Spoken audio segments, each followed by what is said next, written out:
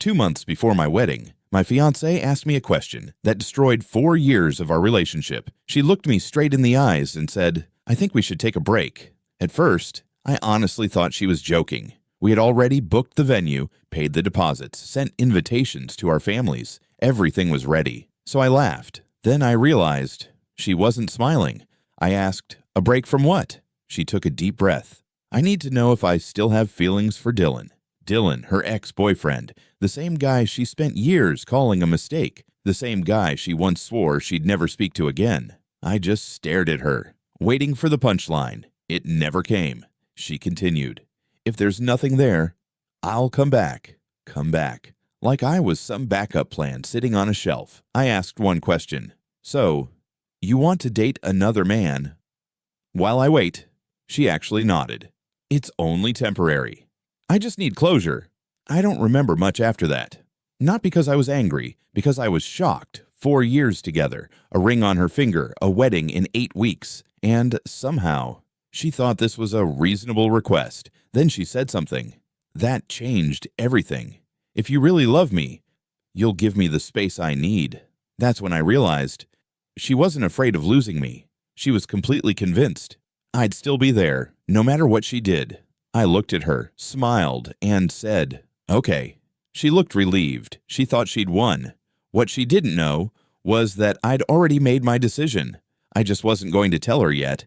She stood up and quietly walked into the bedroom. I could hear drawers opening, a suitcase rolling across the floor. She was actually packing, like this had all been planned. When she came back into the living room, she already had 1 foot out the door. "I'll stay with my mom for a while," she said, "just until I figure things out." I nodded. "Take all the time you need." She smiled, not because she was happy, but because she expected me to fight for her. She expected tears, begging, maybe even promises to change. Instead, I opened the front door for her. "Drive safe." She hesitated. For the first time, she looked confused. "That's it?" she asked. "You're just letting me leave?" I shrugged. "You already made your decision." "I'm just respecting it." She stared at me for another second, then walked away. The moment her car disappeared around the corner, I locked the front door, sat down on the couch, and finally laughed. Not because it was funny, because everything suddenly made sense. The late-night texting, the canceled dates, her losing interest in the wedding, the way she'd smile at her phone. Then quickly lock the screen when I walked in. This wasn't some random impulse. She hadn't come up with this yesterday. She'd been planning it, probably for weeks, maybe even months. Then my phone buzzed, a message from her. "Thank you for understanding. I promise this won't take long." I looked at the screen for a moment, then deleted the message. Without replying, a few seconds later, I picked up my phone again, but I wasn't calling her. I was calling someone else. "Hi," I said. "Is this Mark?" "Yeah, I'd like to sell my house." The next morning, I woke up before my alarm. For the first time in weeks, my head felt clear. There was no panic, no anger, just one simple thought. She made her choice. Now it was my turn.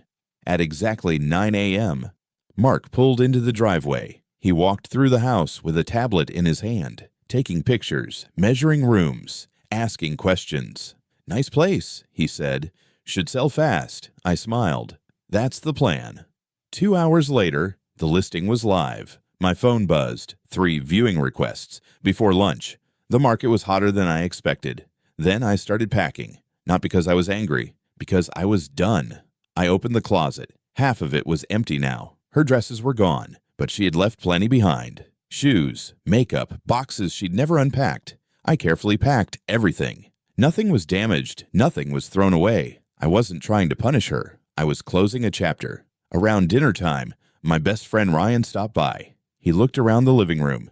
"Damn, you're really doing this." I nodded.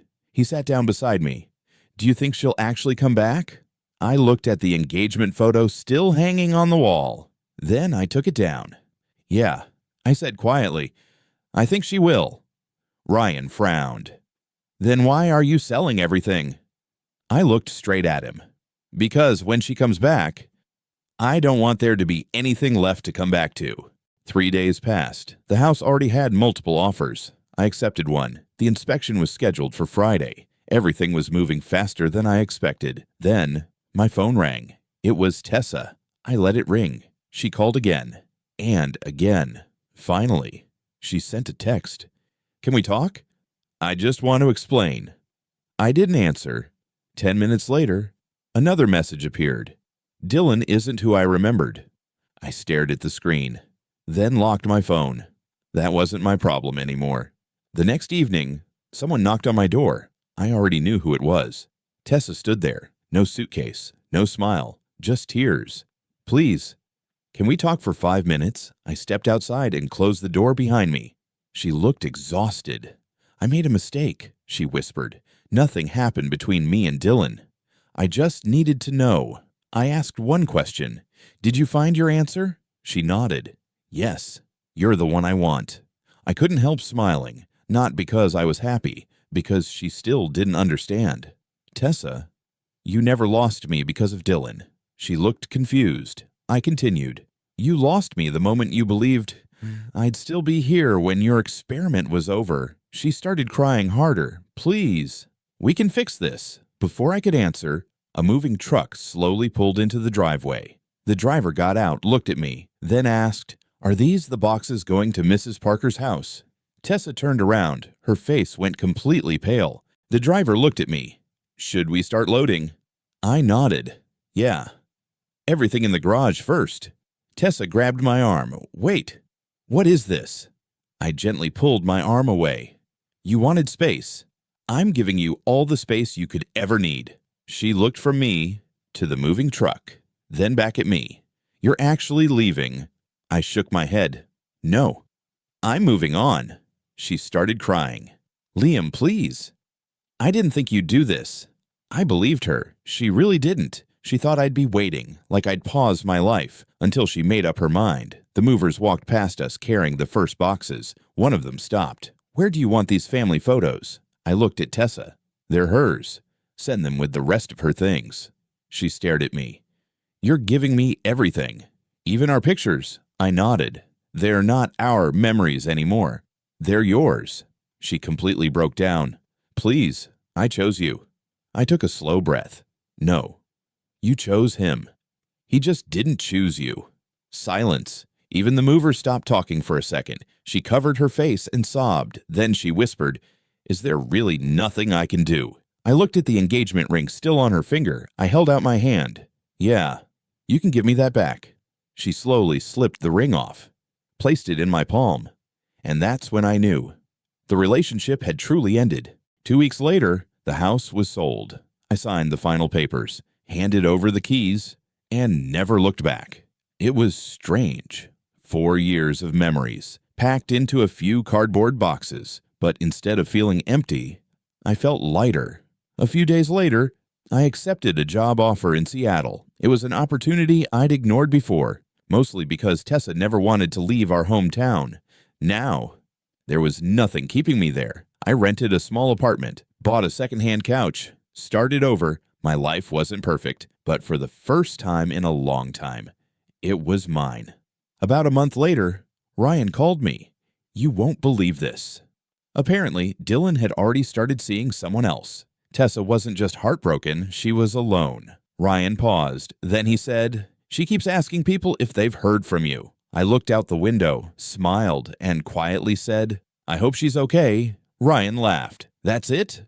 You're not angry anymore?" I thought about it for a second, then answered, "Being angry means carrying them with you." I left all that behind. A week later, I received one final email from Tessa. There was no begging, no excuses, just one sentence. "I didn't lose you because of Dylan. I lost you because I thought you'd always be there." I read it once, closed my laptop, and deleted the email. Not because I hated her, but because some chapters aren't meant to be reopened. Looking back now, I don't think the worst day of my life was the day she asked for a break. I think it was the day I almost said yes and agreed to wait. Walking away wasn't revenge. It wasn't punishment. It was self-respect. And sometimes that's the best decision you'll ever make. Thanks for watching. If you love shocking Reddit stories, make sure to subscribe and turn on notifications so you never miss a new case. See you in the next Reddit case file.